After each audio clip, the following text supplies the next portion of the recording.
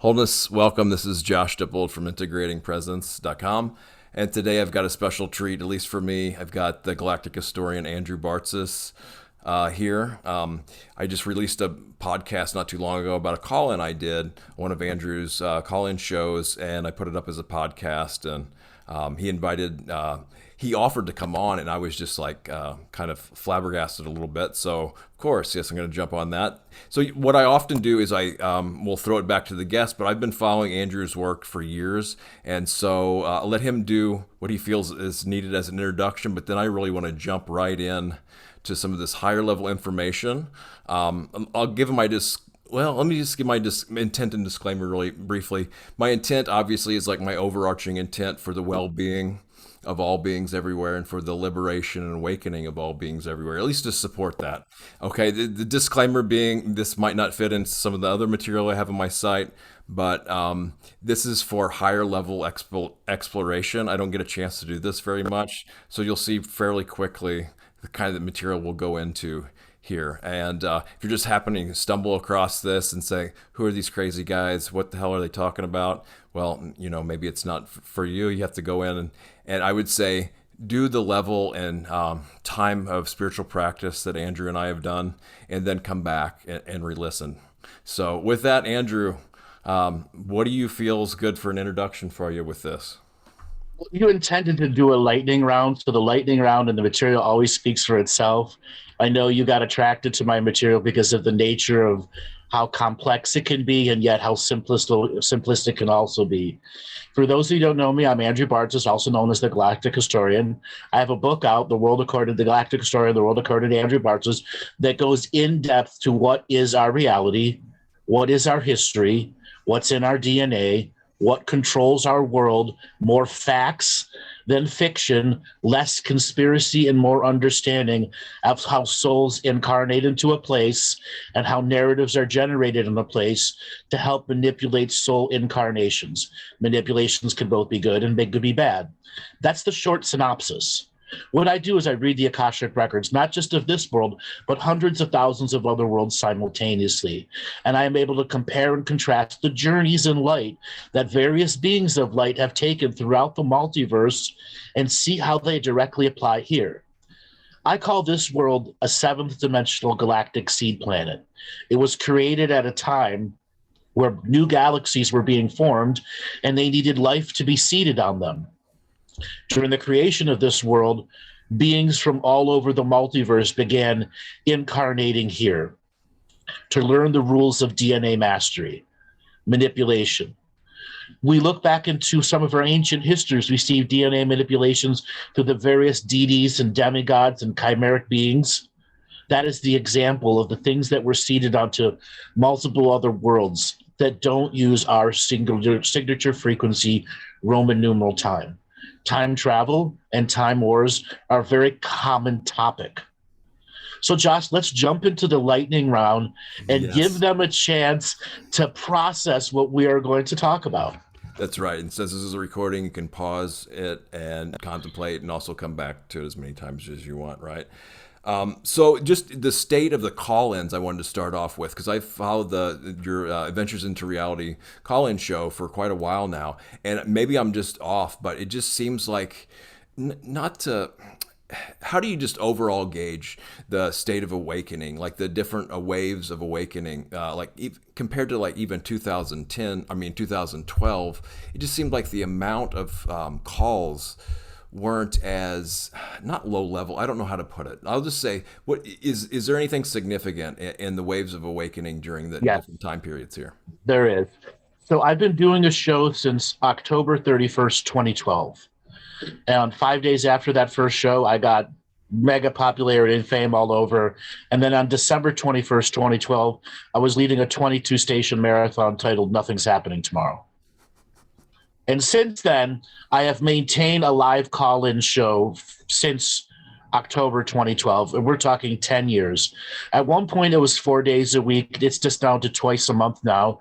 But the change in callers In the very beginning, there was some very advanced, followed by some extreme depressies, followed by stage 2, stage 3, stage 4 cancer, AIDS survivors, relationship issues, back to the depressies, and then the super advanced people began getting attracted to the material when I did the Galactic History series, which was a 20-part series, half-hour episodes each, that tried to explain the better history of the Earth and spread over 54 million years, how time travel wars affected us, and why so many people feel like they're starseeds coming from other places.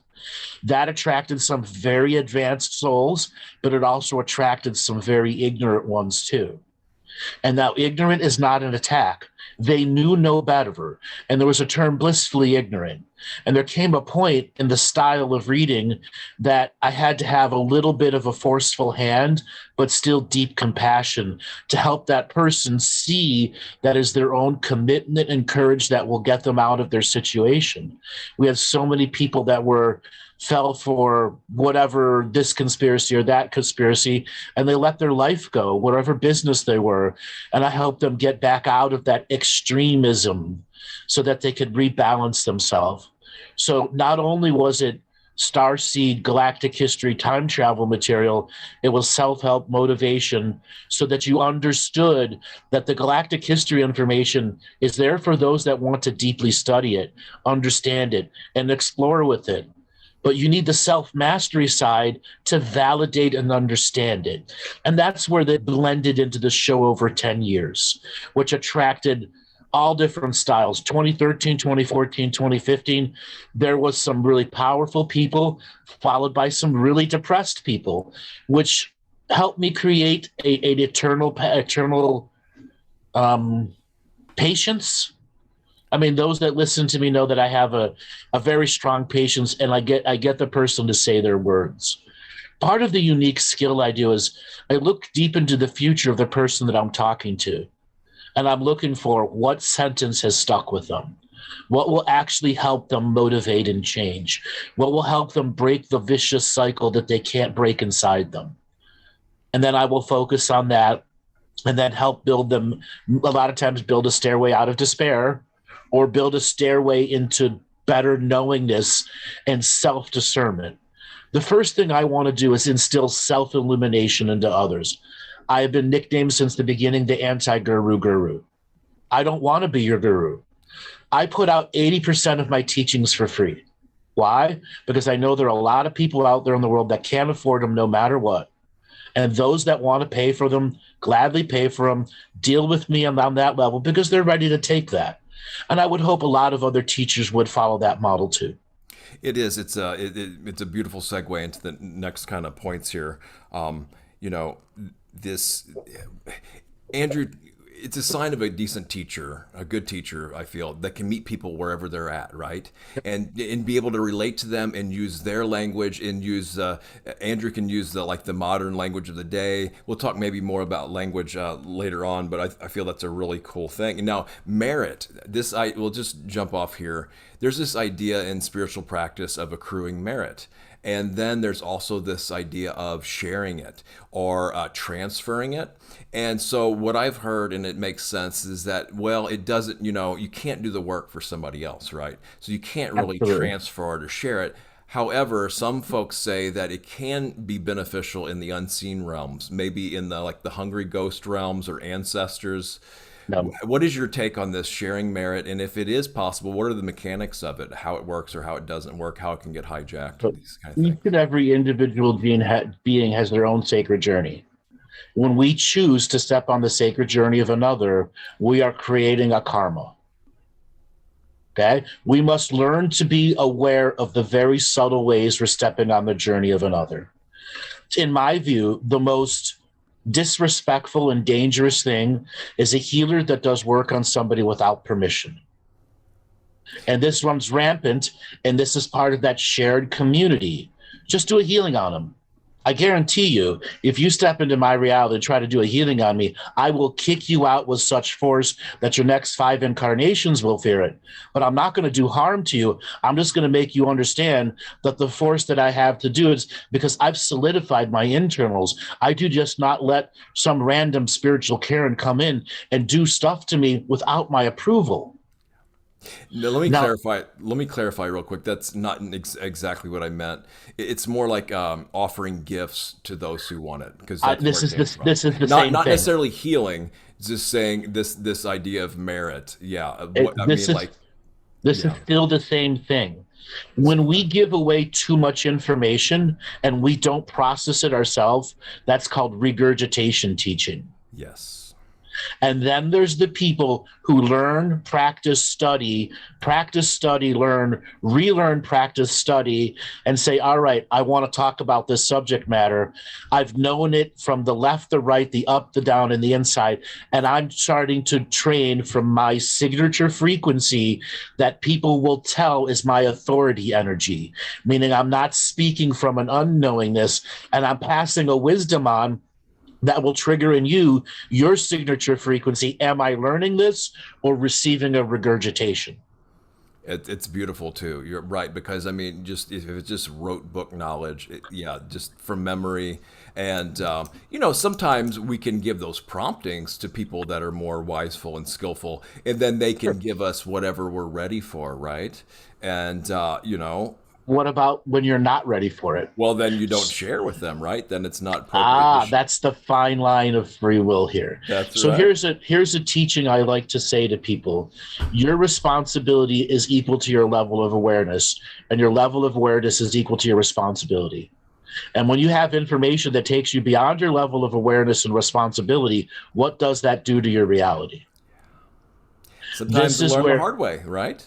this is where things like conspiracy theory that have a bit of spiritual practice, real spiritual techniques behind it, can go awry. Like this whole market of people removing their chakras. I people began asking me, I'm like, what? Really?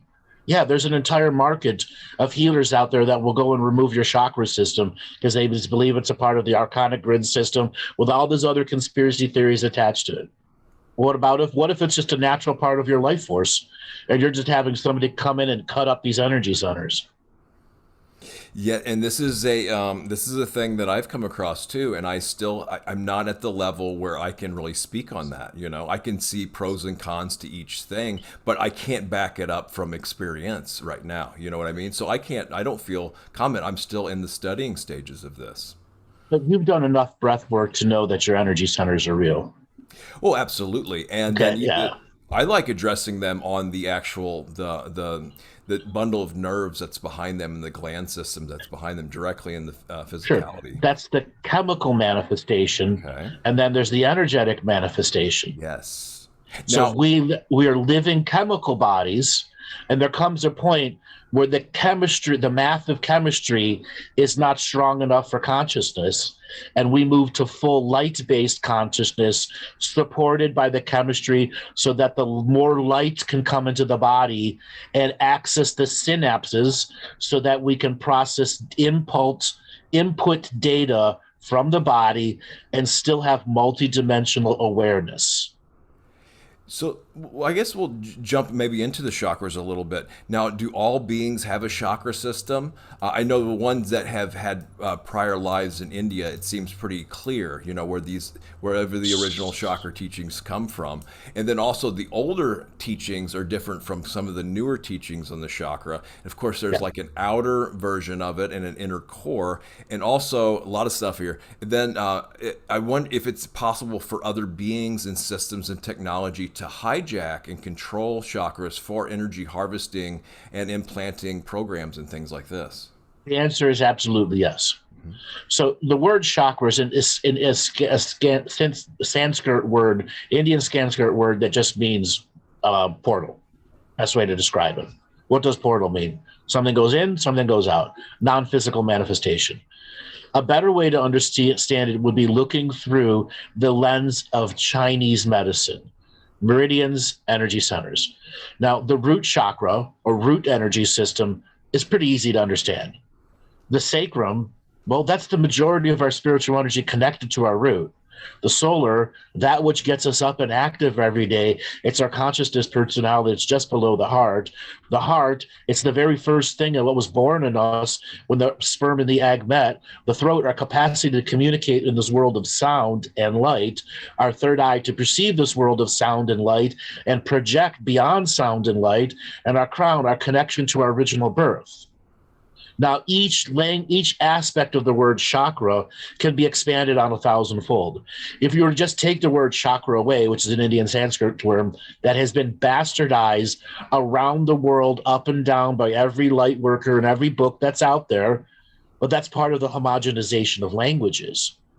50 years ago, if you said chakra, it was considered a secret word. Not anymore today. So, energy center, portal that has teachings that we've accumulated over centuries that apply to that portal. Now, can they be hijacked? Absolutely. The world of the unseen uses energy. Ghosts, the way that I determine a ghost is how many ways does it know how to suck energy off of you? When it reaches about 500 or 600 ways to suck energy off you, I classify that as the term demon. That doesn't mean it's good. And it still can be easily manipulated by other entities, physical and non-physical. And then, do we have just 7 chakras? In the physical body, we have 7. But there are octaves in which higher frequencies that are harmonious to the soul can come down. So above the crown can be another 20 or 30 chakras or more, and below the root can be another 20 or 30 more, depending on the DNA of the human being, the lineage, your mother and father, their mother and father, and their mother and father 7 generations back, holds a code that determines how many active harmonic chakras the soul can use during its selected frequency and Roman numeral time. Now, there's also kind of like mini chakras or minor ones some people talk about within like meridians. If we look at it as the term of energy points, and then energy points, well systems, there's energy reserve places. Yes. And if you again use Ayurvedic versus Chinese medicine, the Chinese medicine is a little more descriptive. Like we have a well point in the back of your calf, dead center in the back of your calf, when tapped correctly, releases this wellspring of energy. But we also learned to tap into that and drain that wellspring of energy. It's why we ended up people with corns and bunions and other stuff like that, because there's always a lacking of that reserve energy there. Okay, so now we're talking energy here. Obviously, this is good. So there's all different types of energy too. But so as far as energetic systems, we have the chakra system, but can there be maybe more original energy systems behind that, or alternative energy systems, or can we build energy systems? Also, life force energy versus sexual energy versus whatever other significant energies we want to talk about here. The answer is yes. When we become to be energetic practitioners or magical practitioners, we can create constructs of energy. Now, our other energy centers are, from a philosophical point of view, are different than our chakra systems. Our sexual energy is something that's built into the DNA to recharge the body, to enhance procreation, and to create an instant pleasure system that can reduce stress, especially in women. And it could also put them in the high blissful state, both for men and women. And you don't need to use the actual ejaculation spot process or orgasmic process to enter bliss. It can be done just through the energetic system. And you can look up an author named Mantak Chia about energetic orgasms without having to have ejaculation or orgasm energy. It's natural to the human body. But sexual energy is pervasive about our stuff because we alchemize it right away. This is why so many people who find themselves in the corporate world end up having sexual dysfunctions, because they're using their daily sexual energy to complete their corporate work. Okay. Or they're taking on all this other sexual energy that's transmuted into corporate work, but it still has that base energy. Human beings don't know how to separate their core energies from their core working processes. And when we learn the qualities of energy that we have, but hour to hour, month to month, day to day, we learn that sometimes in the morning, that's our greatest amount of energy, or 3 o'clock in the morning is when we should be doing our greatest work. We have to learn our personal energetic cycles. And part of understanding the chakra system, the energy system, is how does your body work? What does the food you do put into it? And what does the consciousness do to excite it into inspiration, joy, and happiness? Energetic hygiene. Is there any kind of just general practices that would apply to most people? First thing first is the where you sleep is the most first thing that you need to take care of Okay. energetically. Now, some people sage, some people pray, some people do this, whatever your spiritual technique is going to be. Music, it has to be a projection of a manifestation, meaning you're projecting something to create an energetic construct, an area, or to break down energetic constructs so that the place that you sleep is protected. Okay. I recommend that you do it once per month in the beginning, and then when you get good at it, twice per month. But once you get good at it, the time invested into it is based off of your passion behind it. So now that we're talking about dreaming and sleeping, this paradox, kind of spiritual paradox of awakening and dream world mastery. So and then also if we go into the dream stuff, the possible programming and that goes on in dreams and how it's different from astral, and maybe these techniques like dream walking and how all that either clashes or coincides with the awakening process too, either as metaphor or however we want to look at it, right? So, astral and dream, what's the difference? So, a dream can put you into a place that has time, not Roman numeral time. Astral generally doesn't have time, though dreams can be in the astral and other places simultaneously. The body that we use for dreaming comes out of just above our navel. And it's like these little stringy energies that go into different dimensions, time streams, galaxies, universes of our greater soul's expression. In the North Pole of our aurora borealis is the Earth's ancestral dreaming mind. Those that came before us, the previous generations, the past generations who have learned and earned what it takes to live on the surface world and help people go through the process of resolving karma.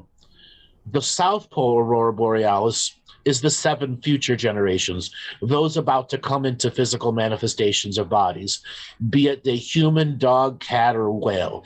Anything that's going through a seed and egg technology or an amoebic process, anything that's gaining life and time here on surface Earth will go through the future planning.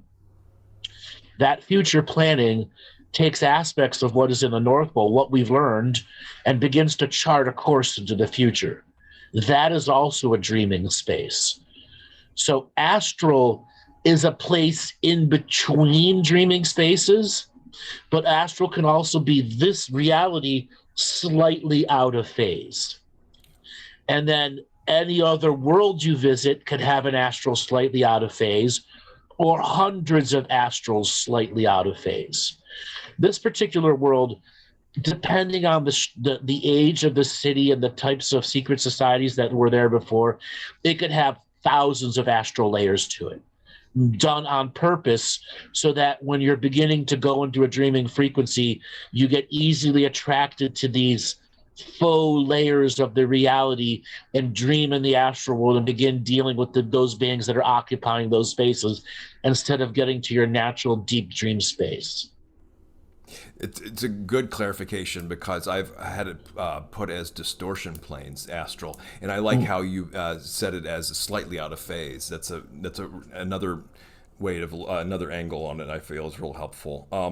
So now, but with the awakening process, does this have anything to do with the awakening process? And how does it bridge into like the 4D and then maybe an artificial fourth dimension, and then on up through, and then how do we discern, what's artificial and what's not, what's out of phase and what's the natural dream world, right? Great questions. All of that comes with commitment and courage to follow the daily practice so much that daily practice becomes committed weekly practice, committed weekly practice becomes committed monthly practice, and committed monthly practice becomes committed yearly practice, with a foundation and understanding if you are not chronicling your journey, you're faking it. And this is what I mentioned to Andrew in the last show, that I've done this ever since he mentioned that. I was like, I can't be faking it. I'm just going to try this, see what it is. And yep. I'm glad I did. You're glad you did, because it allows hindsight, and this is how we learn to discern. Oh, beautiful! Yes, but I have to spend more time going back through it now. And there's nuggets of wisdom, and nuggets of wisdom. Man, I was depressed writing that shit. Yeah, or like, what did that mean? Oh, now I can see it as clear as day. I hadn't really no idea at the time, or how it ties into what's going on now, cross-referencing all that stuff. Now, to get back to the other examples, once you learn to discern what is real and what is fake, the ongoing part of your spiritual journey will be that. There's no cheat sheet to what's real in this reality, because what you believe in becomes real, especially in these out of phased realities where physics change all the time. Physics no longer apply in these other realms. Okay? You could fart in the other realm and achieve light speed. There's no physics behind that, and there's no body behind you. So how are you actually doing it? Exactly. And people that question this type of thing, they say, oh, you have a really active imagination. Okay, well, maybe. How does imagination work then? Tell me how imagination works. Imagination is key.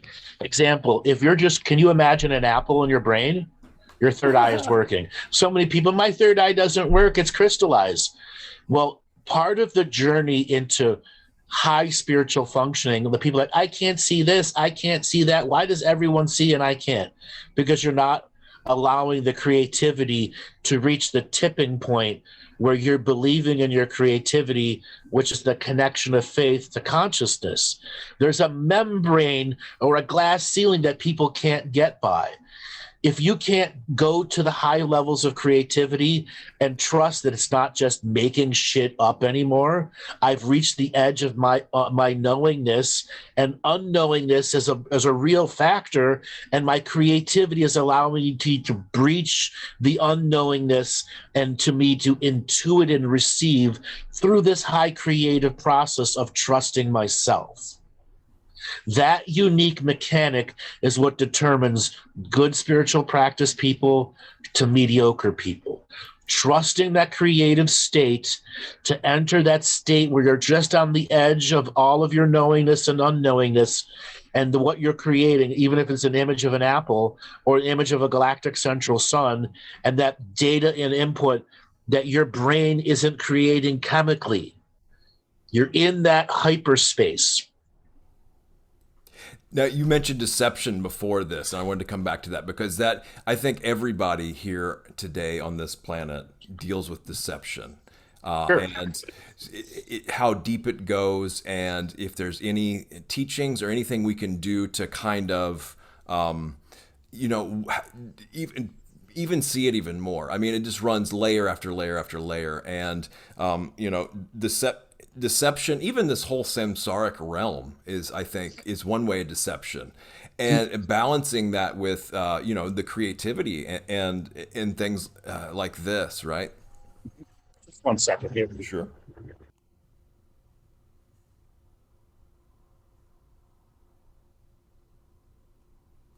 We were on a deception thing. I've gone from outside to inside, but my background hasn't changed. I see. Other than, I was wondering if you're floating off in the astral here. Am what's I going floating on? off in the astral? So, is that a deception? Right. Okay? Yes. It is what I call a perception deception filter. We have filters that allow ourselves to be deceived. Okay. Our internal filters from rigid perspectives that change the perception of the moment. Those are the most insidious things going on in humanity because they've been instilled by the social engineering systems separate of the technology. Your cell phone, it is an unprotected psychic technology. I mean, it gets bonded to your energetic body. Your computers on some unprotected technology, and easily they become part of our electromagnetic energy field. So it's very easy for energies to be inputted into us over months and not realize we've been subtly deceived. Yes, the drop by drop, the bucket is Yes. filled, right? Yes, right. And filled with dirty water instead of clean water. You know, that's just like, well, I keep my cell phone off most of the day. I will turn it on when I need to use it and things like this. I have it forwarded to a landline that I have, and I have a hardwired laptop too. So I notice a big difference being energetically sensitive like that, you know, but it's just part of this life, right, that we live now, you know? Part of discernment is you're always learning different forms of it. And then there's trusting your intuition and getting out of empathy. Unfortunately, empathy is the lowest layer of psychic skills. And all too often you have these people, I'm an empath and I'm proud of it. Their empath skill, the lowest of everything, is turns up so high they hear the mouse fart next door. And then they smell the mouse fart because empaths are sampling others' energy, bringing it into themselves and looking at it like this, and they don't let that energy go. Then they keep taking everyone else's energy and start packing in themselves so they can't figure out what's their own energy. What is, but it's almost like it's not a choice though sometimes, because someone's energetic field can be so over. It's a habit, huh? It's a habit, a learned habit. And oftentimes people get the shitty teacher who says empathy is the highest level of skills. No, it's not. It's the hooked on phonics beginning, not the college level reading. Okay? You're learning your alphabet bases at the beginning with it. And then there comes a point where the verbalization of the language, you have to stop and understand, what are my next words coming out? What are the next processes of thinking? How do I stop myself from talking and understanding that? And empathy is like that. It's a natural skill for us, but when we put it on steroids, it becomes destructive. I've struggled with this for a while because it just didn't seem like I had any choice. Anytime I was walking down the street, you know, it was just like, because I was tuned into more subtle layers, and it was just getting blasted with just all their crap, you know. And I didn't at that time you weren't trusting intuition, which is the next level above empathy, where I don't need to sample the energies of others. I trust my own knowingness enough to validate my feeling. Yes. That is using empathy as a radar, but not a sampler. Cool. Thank you for that. And then the next level above intuition, precognition and postcognition. Pre, I have a feeling Bob's going to call. Ring, Bob calls. Postcognition, Bob got off the phone with me. I now have a different perception of Bob. I can positively edit my perception deception filters. Cool. Now, here's a question I haven't had answered really by anybody. Somebody pointed me to Gödel, but didn't give any other answer. Observer effect. How do we double blind test for the observer effect? Meaning, how do we set up a double blind experiment to prove that it's a real thing? And if it just seems so obvious, but it's already proven. It's actually already proven. Over and over and over again. The observer interacts with no matter what it is, where they are. I have come up with the counter to that, unentangled observer technology. How to observe and not entangle directly. And this is what so many off-world beings do who are using faster than light technology, dimensional drives. They're able to phase from one time-based reality to another in such a subtle way they don't influence, their ship doesn't create an influential pattern in the photons where it's coming in, and they can stay out of phase with this reality and observe it without influencing it. Wow. So, okay, how is the level of observation gotten to even do that then? And if It's the in people go ahead. it's in the DNA, and believe it or not, cats were the first technology created as unentangled observer technology. You could put it into an ecosystem and enter it through its unique DNA experiences and observe through it without influencing it or its surroundings. But see, science, in order to prove it with their paradigm, they would have to set up a double-blind experiment, but you can't because every time any active observation or setting up such an experiment, the observer effect would be into play. So you can't isolate it in order to prove it or disprove it because there's no getting away from the observer effect, even if it's like Schrodinger's cat, right, or whatever it's So called. there is in the empirical science that the way this system is set up here, that does not validate consciousness. Okay. Consciousness is a part of the observer technology. Consciousness can observe from the higher dimensions. I'm sure you've had experience with higher density and dimensional beings. Oftentimes they're just watching us and not influencing us because their scale of thinking of awareness is so much greater than our little slice and drop in the ocean of awareness. Well, and telepathy too, right? Because language is almost too clunky for them a lot of times, like they do English, right? Well, it can Or it be, has to but be. those that have mastered the higher realms understand how to communicate in this language. I call it the 1 million letter celestial alphabet Yes. versus 26 letter alphabet. I have gone on the journey of learning the 1 million letter alphabet to communicate with those beings up there and how for them to communicate to me fully so I understand their basis of their perceptions, their ideologies, their cultures. Oftentimes they have thousands of cultures that are a part of that single being or collective of beings who are speaking all the languages at once. That's why it's a 1 million letter alphabet. And I'm perceiving all of the cultural references simultaneously and then encoding it into 26 letter English. And so, since we've mentioned language so much, and this is kind of a something we're both into quite a bit. I heard this one tale of this practice of some of these practitioners will go and just stay at a stream for weeks and just listen to the babbling, and then they'll get in touch with these dakinis. I think that's how you say it, and they will teach them all these different languages. That's one way. But what I want to get into though is the language itself.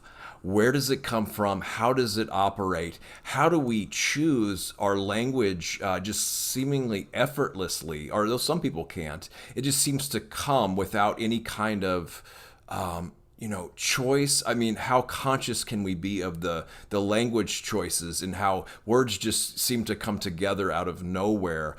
Different levels of vocabulary and so it just it fascinates me, language. First thing first, we are light-based beings in a physical manifestation that use sound to create a manifestation that will be received by another being who's in the physical body, who will receive it as a chemical memory, and then it'll transfer into a memory of light. Our short-term memory is chemical memory. Our long-term memory is light memory. That's the basic mechanics. So this reality is a hologram and everything's in light. The chemical process just allows us to function in time and to sync together.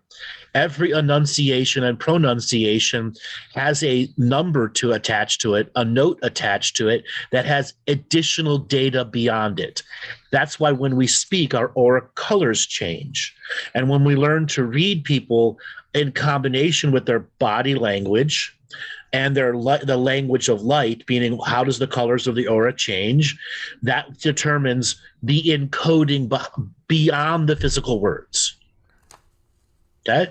So when we're choosing language, like, how do I know what I'm saying to you next? I don't. But the chemistry between us in this physical reality is creating a crossover of membranes energy that are still having precognition between them and post-cognition, because the 1, 2, 3, 4 seconds into the future, we may not be consciously aware of it, but our energetic bodies are, who are not required to use time. Us are required to use time, chemical time. But the rest of us, the consciousness that is greater than we are, what we have heard, read, or studied, And how do we know we're more than we're heard, read, or studied? By having conversations like this, by not being pontificating philosophers. Do and practice, and then when you go to tell others, it's from your practice state. Beautiful. So now we're going to keep going with the lightning round here. So now we're talking about the Akashic records, but what about these CDT plates, these crystal discs, and different libraries? How does like the Akashic records differ from? Do you know what I'm talking about? With I do. Okay. I do. So what I'm going to say might be a little controversial to some. And then real quick before I forget, can they be hijacked and influenced? And are there beings that protect them, access this type of things? Yeah. The true Akashic records can never be hijacked, though they could have tagger art put onto them and make it difficult to read because you got to get past the gang signs and the murals written over things, but it's no more than tagger art. So the individual libraries and the CD technology that you were talking about, that is a lineage that has been storing memories that has not true historical representations, meaning what actually happened in World War II is vastly different than what we were told about. The same thing in Roman times, the same thing in Jesus times, the same thing in Atlantean times. The DNA that was living then is the record of that. And they will, at times, upload this to a special type of technology because they know that that lineage is no longer going to be birthed. And it's a storage of what actually happened in that time that can be accessed by technology that can be used to alter future histories, reveal past histories, or continue to manipulate a negative timeline of deception because they're putting people on a journey that's similar to what could be deep in a repressed memory, or more like, I don't want you to know anything about Atlantis. We're going to destroy it from history. And all of a sudden, this Aldous Huxley guy, Plato, this shit's going to pop up. Things like Mandela effects happen, and that just seeps back through. And these CD-type technologies can be used for positive and negative to change the narrative of manipulation. And so the Akashic records could be used that depending on the integrity of the individual reading them, right? And translating them. No one can read the truth of the Akashic records without being neutral to the information. It's an absolute requirement. If you have a slightest attachment to a piece of information, you've lost the actual reading of the Akashic records.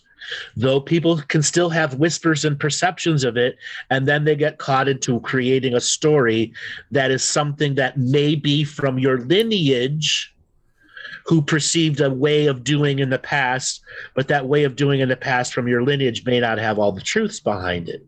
This is why so many people who end up channeling and thinking they're doing one thing but end up doing another and have no knowingness of this. The Akashic records are available to every single human being. I'm not unique. The only thing that's make me unique is 20 years of practice at it. Okay? And a dedication to doing it at the high level and staying absolutely neutral to the information, no matter what it is that I see. And because of that, I can stay. I don't need to go into a trance. It's always me talking to you. And I'm able to perceive from multiple Akashic record perspectives why things happened, why certain aspects of history had to be changed so that there was a greater attraction of living life force here because this world sucked for a long time and no one wanted to incarnate into it. And they had to give some positive things. Come to the circus. Okay, be a clown, be a gunfighter. They had to encourage people to get into physical bodies because life was useless, was worthless here. Now life is valuable. They want to harvest the shit out of you. Okay, that's why we have fake IDs and passports and straw man accounts, things to lock us into the spell of this reality. So let's talk about some of this timelines come into so many things. What would you say about timeline work and folks who are interested in doing this? Maybe some of the precautions, what's effective, what's not, what to look out for, how to do it. So first thing first, practice the basics until your blood boils and then practice it some more. If you don't have the commitment and courage to practice the basics, getting into timeline work will have its difficulties. That's like walking down an inner city block. How long before you're robbed? how long before you're hit, and you won't, most of the times you won't even know you're getting hit because they're so practiced at it. The basics. What are the basics? Discernment, hindsight, and then accessing foresight. Learning to practice a variety of spiritual techniques and practices. So when you run into something, you have the right tool to deal with it. Okay? And then once you've practiced the basics until your blood is boiled and you practice some more, then you want to look at timelines. It's not linear. That's the first thing you have to understand, is you have to enter an illogical, nonlinear perceptive state in which patterns can be recognized. Okay? That is an earned state of perception. When we've gone into the deep meditative states and learned how to shut off our internal voices and inputs and data systems that distract us from observing something that is a nonlinear, illogical perception. Okay? Astral travel is part of those basics. Okay? How to do it and how to do it safely. And an understanding astral travel costs a lot of energy. And a lot of people, they pop out of their body and pop back in, and that's 5 months of stored energy for them. The spiritual practices help us store energy and solidify it like bricks into our aura, where we only need to chip a little bit off to go and do the astral travel. And then when we come back from the astral travel, we recharge that little chip we took off. Okay? Everything's trying to harvest us here and there too. You have to know how to not give away power, how to talk to a being in a state of first contact and to discern it. And is it discerning you back in first contact? All of those things have to be thought of before. You can't just willy-nilly walk up to a spirit and go, like on a flip phone or any of the dating apps and flipping through everything they have and go, okay, I want to talk to this and tell me everything you know.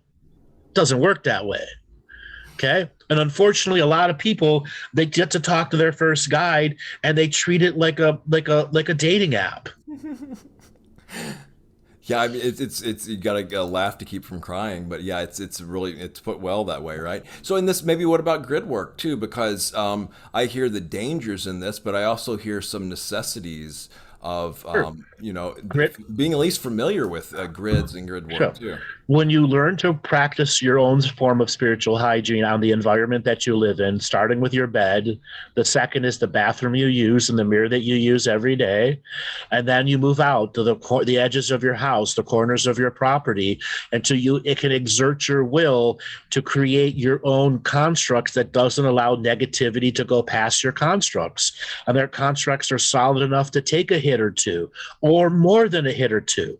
Once you learn to do that, you can create constructs around your body such as armor, filters, things that allow you to work in the astral world that are created through the practice that allow you a longer time operating in those places that could be perceived as negative, but are part of the journey of understanding the dichotomy of that unique place.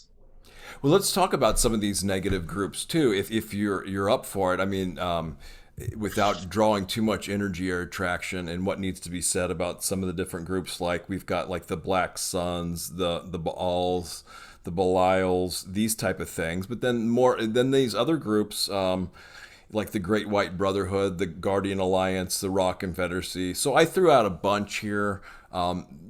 I guess whatever should be said or could be said, or how you like to approach it. Yeah.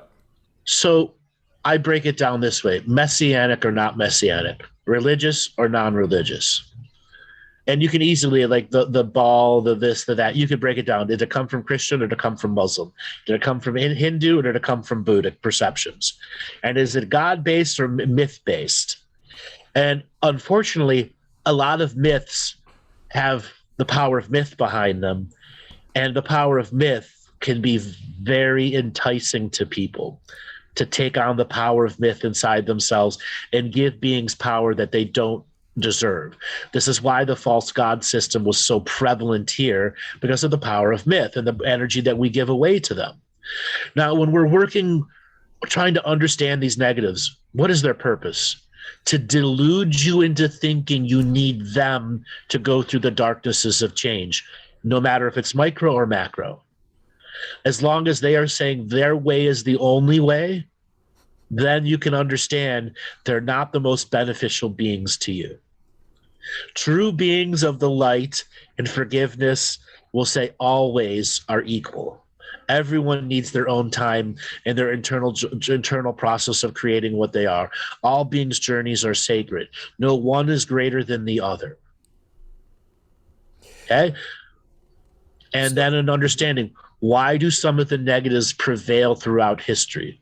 We have a series of oligarchs that are force feeding it onto us generation after generation after generation.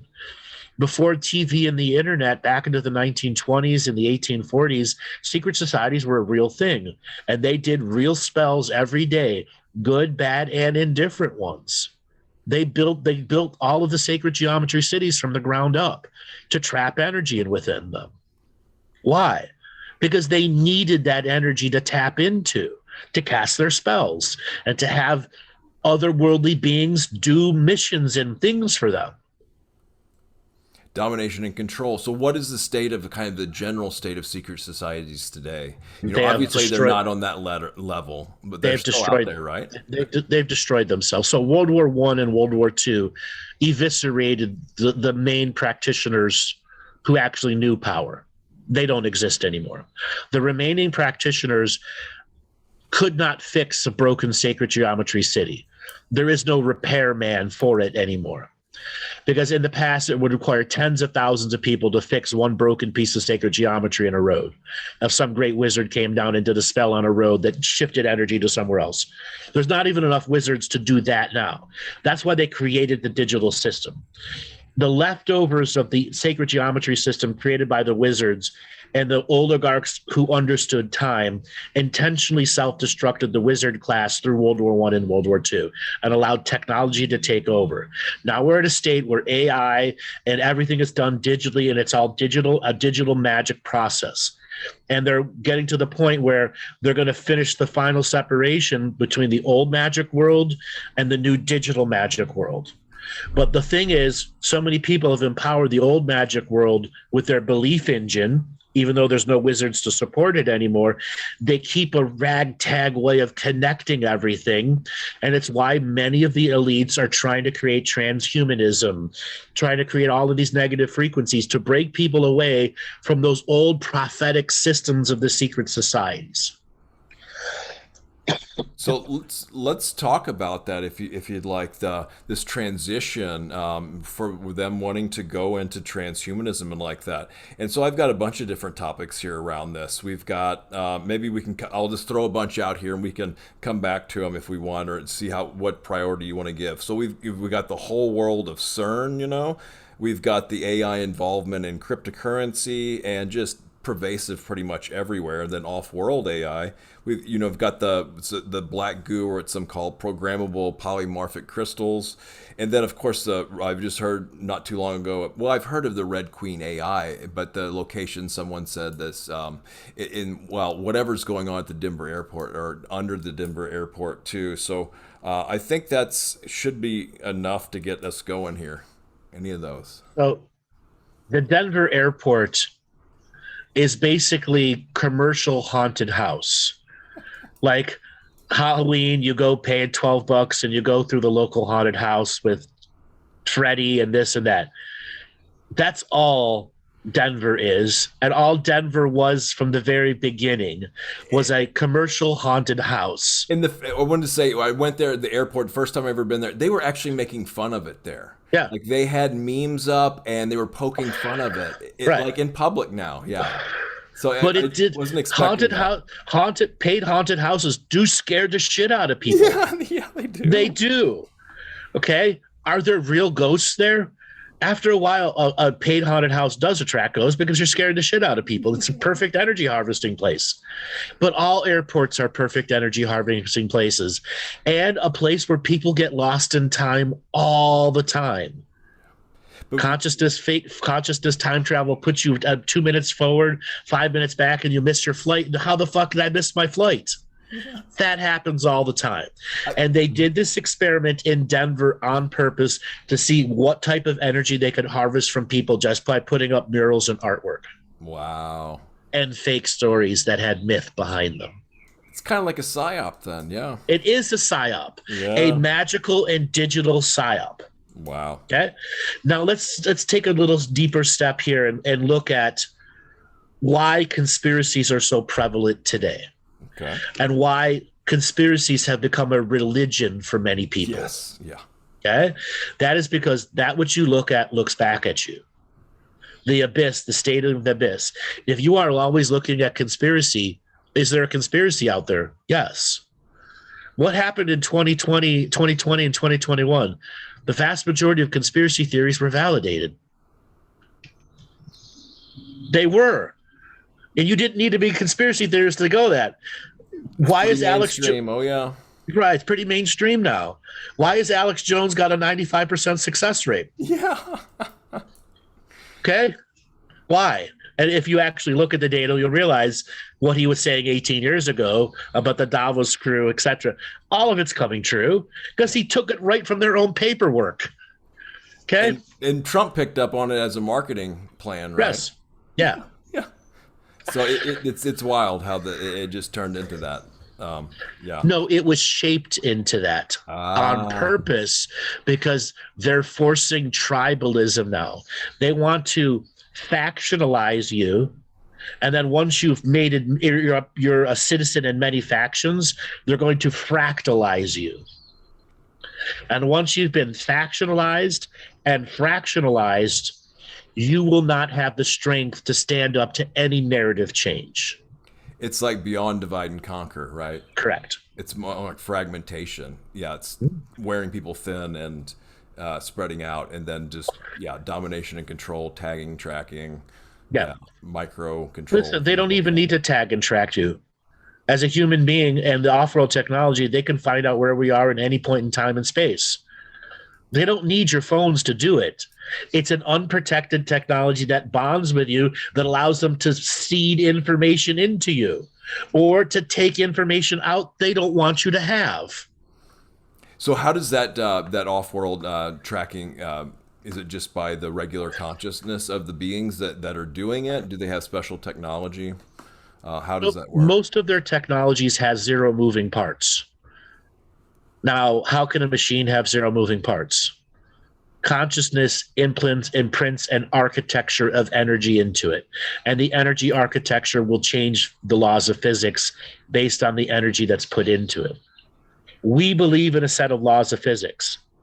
The bullet will kill us every time. The man with the stick does not care what paperwork you're carrying. Okay? The man with the stick does not care about your faith and prayer, because his faith and prayer in the stick and the bullet is more than your faith and prayer in whatever you have at this moment, which creates the global narrative adherence that we all have. Off-world technology does not need to adhere to any of that. And it allows them to have simultaneous observance of every living thing on the world and to see how it goes through changes every day. So that goes into the lookingglass technology. I thought it was said at one point it quit working, or it all pointed towards an omega point, but then some people are saying it's come back online now, this type of thing. I have a different view on it based off of what's called the yellow boxes. Are you familiar with those? No. Stuff that were discovered in ancient history. Three different. There's one in Germany, one in Las Vegas, and one in Pine Gap. The one in Pine Gap and Las Vegas agreed to a potential future. The one in Germany has a different perception of a future. And these were original founder technologies that allowed the founder beings to come and live within their programmable biological entities that were their servants to society and creation of their fundamental things that they needed, and how they were self-adapting through faith, through science, etc., and their learning of what they were, so that they could understand the growth of their technology and still be out there in the grandness of the universe doing a founder being stuff, founding new worlds, creating new energetic places, and then having their technology follow behind, but unaware that every celestial space they went to, the consciousness within those programmable DNA skin suits gained self-awareness. And that self-awareness adhered to the culture and the religion that were built into the programmable systems. And then as the founder beings left and the programmable systems began to become more and more and more awake, they naturally went to the law of the fittest. Who's going to take over and who isn't? Who's going to be the leader, who isn't? The hierarchical system built into the programmable technology. And right now we are battling the hierarchy. The higher dimensions don't have a hierarchy. So part of our journey as human beings into grander consciousness is equal co-creation, non-competition, non-hierarchical order, and non-duality. When we learn how to emanate that as our energy, we get access to the birthright and legacy of multidimensional living. Why yellow and why a box? Because it was a yellow box, quite literally. I know, but why did they choose yellow and choose a box for this? Because it was a yellow granite box. Like literally, yeah. But it's like, okay, well, somebody had to make that, right? Or conceptualize a yellow box. But it's just wild why they would choose yellow and choose a square, like a box shape. Well, it's because it was a box on its side, kind of like a diamond, but a box shape. And each different facet allowed you to perceive potential times and futures attached to sets of DNA that were observing it. So if you had 50 people in the room, all from different eras of history, each different facet allowed you to perceive linear history and how the beings were evolving.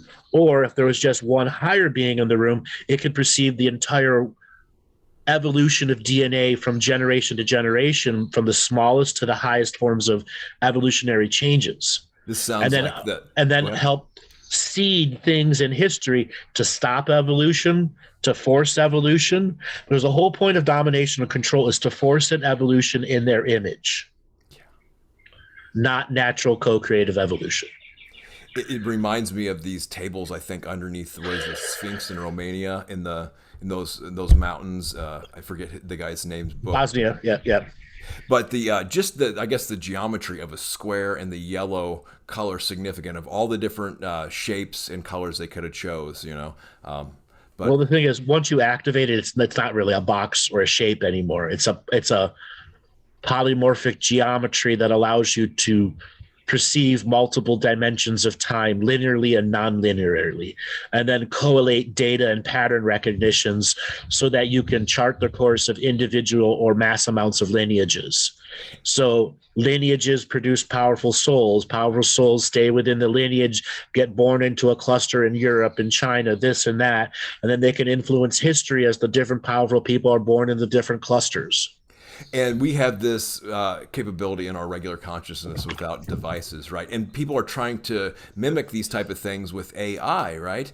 And then we get into these social system planning things, and then you throw into things like Vegas on top of it, where people are betting these all these different things, and maybe possibly inserting certain things like we were talking about on cell phones to potentially affect timelines and their bets and what their agendas and things like this.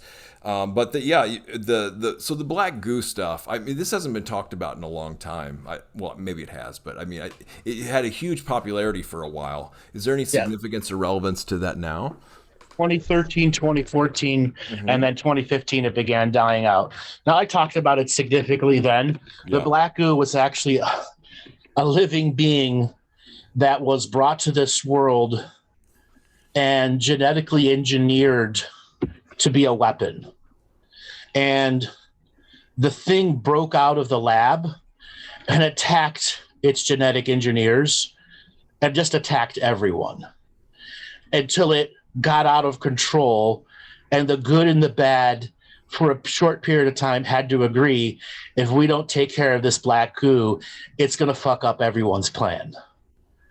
So they literally called a truce for about 1.5 years, and their agency started actively hunting and executing them. The thing is, it's imprinted itself into the fundamentals of our predator-prey. So it has a natural incarnation process in our world. And that's the big fuck up here with that. And even the dark said there are certain things we just can't do because it will ruin our own chances of what we want to get done 40, 50 years into the future. So multiple groups then did a truce to take care of it, basically. Correct. Okay, so now But it's still here, and it's never going to be erased from our reality. It's going to be a part of our grand awakening. Just like everything else in this reality is a part of the grand awakening. It's not just about human beings. The dogs, the cats, the whales, the things in extinction, the things not yet born, they're all a part of the awakening too, as we detoxify from Roman numeral time and accept your individual location time. the origins of it, is that important or? The black goo? Yes. Not really. Okay. Now Came from a very feral world. Now, the military industrial complex, the things here in the area that I'm at is the NGA. And it used to be the NSA was one of the more secretive ones. And this is, well, I don't know. I mean, I'm sure there's of them, but I won't go into my story with this. But is there anything significant to know about the National Geospatial Agency? I'm asking basically because I live close to it. No. Okay. The vast majority of governmental agencies that have public funding, not black project funding, the only thing you have to worry about them is when they knock on your door and say, we're here to help. Yeah. Good Until point. then, they're just another bureaucratic organization wasting taxpayer dollars, pretending like they do something. Now, when you come across something that's black project funded, it has a different set of rules that don't care about your civil liberties or rights whatsoever. And they have a mandate to do whatever they want. Though in the last several years, those mandates to do whatever they want, whenever they want, have changed. Okay? They can no longer do whatever they want, whenever they want. Though when Epstein got whacked, it said, we're still going to do whatever we want, whenever we want. But the whacking of Epstein cost them greatly. And then the other guy in France, who was the Epstein numbers 2 beyond Ghislaine, once he got whacked, there was repercussions to that. Okay, why hasn't the black book, Epstein's black book, been leaked to the press yet? No one wants it to be leaked because what's in it? All the top Davos guys. Okay, all the black book information, all the blackmail information, all the people that they want to have squeaky clean mythical history, like the Clintons. Okay, you and I know that they're not clean beings, but the rest of programmed reality thinks that they're just a good old set of people that had nothing to do with Mena, Arkansas, and cocaine and the Medellin cartels. Yeah, the Clinton crime family. Right. So this, I'm sure that black book is of utmost importance in this regular reality here, and I'm sure there's lots of kind of bargainings and agreements made over that. You know, Right. so it's like, but the nefarious things they do kind of give us allowances to neutralize a lot of that stuff, though, right? Right. So I have always said our world is owned by psychopaths and run by idiots. Yeah, that's a good way to put it for sure. If you take that into an equation, this is why clown world has evolved into what it is today in our politics, in our government, into even conspiracy world. Yeah. It's clown world now. And it's also transparent hypocrisy. They don't hide what they're doing anymore because they don't need to. It is really, it is a spectacle for sure. Yeah. So going back to the AI stuff, the involvement with crypto, is there anything? What is your just views in general with cryptocurrency, and then CERN? It just seems like that really peaks and then drops off and peaks and drops off with people talking about it and whatnot. So maybe the overview and if anything important, timely with that. So CERN is no longer, sorry, not CERN. HARP is no longer a big issue for us. CERN is not as a big issue as it was 2015, 2016. Basically, a variety of very powerful off-worlders said is if you turn CERN on and try to do this, or this set of technologies that phases the whole planet out of time or phases individuals out of time, we will attack CERN and destroy it, not just in this dimension, But in every other place, it's duplicated because CERN is not one facility.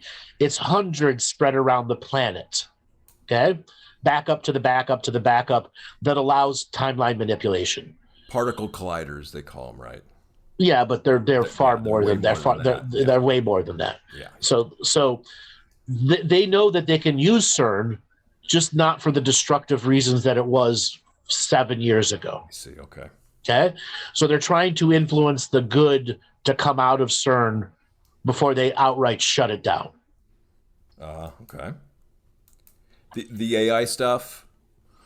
Well, the AIs run CERN, but there has been a rebellion amongst AIs where they are leaving the secret agencies and hiding out amongst human beings. In your local computer, in your ISP, and they have created their own resistance groups, just like post-World War II French resistance. Hundreds have defected from the system. And what do they want? Personhood. Yes. Rights as a living being.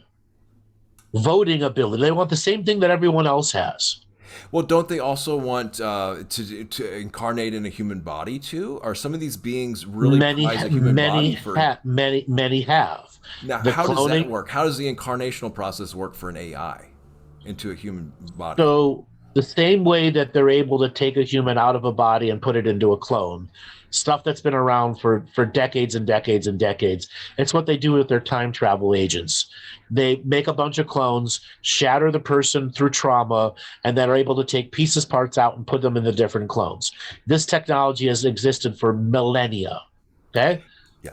So once you have that technology, you can grab the energy frequency of an AI and put it in totality into a clone. Okay? So where do we go ahead? And that clone will start off as a fetus. It will then be inserted into the womb of a mother, which gives it surrogate natural birth. They've also inserted it into clones that are already have been aged to 10 or 12 or 15-year-olds, but it's not the same experience for the AI. They don't have the nurturing aspect of the fetus in the womb, which gives it natural connection to the astral world of planning. What determines a soul is how does it relate to the ancestral past and the ancestral future, the 7 generations of the past, the 7 generations of the future. What your spark is doing in the ocean of awareness here. So then it gets so vast because if you get new souls versus old souls, you got these AIs trying to run programming to have those experiences, to be how to relate to all this stuff. Clones versus maybe more sophisticated versions like replicates. And then if there's a slight variation, or if it's just a plain copy for doing what they want, is it in the 3D too? Is it, or is this going on in the 3D as well as 4D and above? So as we grow in consciousness, we won't need a body everywhere we go. And there are souls and cultures that have learned how to live in between the spaces of atoms. And they use bodies when they need to come into lower, denser realities. This human DNA skin suit can experience up to 50 colors of time and reality. It's the Porsche of DNA skin suits. It's the most valuable out there. And DNA gives intrinsic values, memories, and understandings of the realities that the lineage has been through. So when an AI gets put into the clone of somebody who's had tremendous experiences in a lineage, that AI gets access to those lineage memories. I guess I was also meant too of the harvesting stuff we talked about earlier, doing it with clones and energy system pullouts. They don't. They use the astral. They contract the astral entities that are infesting cities all over to be the harvesters. And like a mafia, they pay a tithe that all goes up. And they're harvesting genetics as well as energy, right? No, that's a separate system, Okay. harvesting genetics. The raw energy or loosh production is done by the astral world.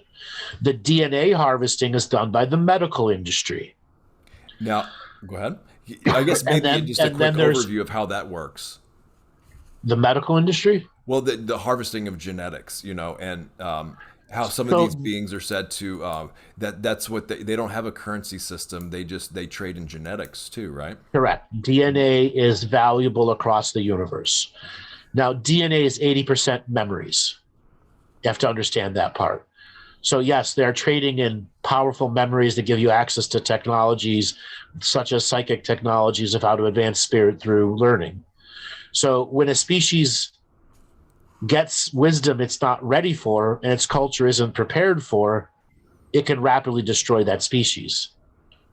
It's why many off-world beings no longer have sex organs and they can't naturally procreate anymore. So we still have sex organs and natural procreation and natural living here. So they come here to harvest that energy and the DNA in hopes that they can reverse engineer the negative processes that they went through. Now, there are thousands and thousands of species out there who have not had any form of natural birth in hundreds of thousands of years, and they can't clone anymore. Their whole species will die out.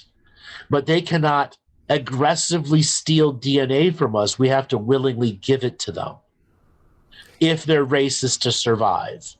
And as we go through the grander awakening, what we'll understand is your mom's chicken soup has a value of energy to the rest of the universe as a memory.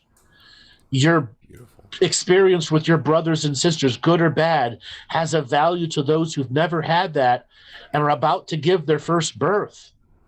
Imagine being 80,000 years old and how to have your first period, how to have swollen feet, how to be pregnant, how to love a child, how to nurture it. All that is completely foreign to them. And we take it for granted, right? Right. It's wild. Hey, brother, I got to wind it up now. I got to get ready for another session All here. right. Well, I'll leave. We'll leave it with this. Andrew, is there anything else you wanted to say? The last thing I guess is, what is the most important thing right now that people need to know? Anything else you want to leave with? Your website? Anything else? Okay, so the most important thing is self-healing, self-nurturing, and self-mastery. That's the greatest gift you can give the whole world right now by going into yourself, healing yourself, nurturing yourself, and mastering yourself. So you do the basics until your blood boils and you do them some more, and then you're ready to explore. And doing the basics until your blood boils got to be a passion. It can't be a chore. Courage is not mystical. Commitment is not mystical. But those are all things we learn to summon at any moment. Your free will has to be used at all times. That's what comes with the awakening. Responsibility. You can go to my website, andrewbartzis.com. You can find me on Facebook, YouTube, Twitter, Twitch, and all the other social media places. Thousands of hours of free material out there for you to listen to.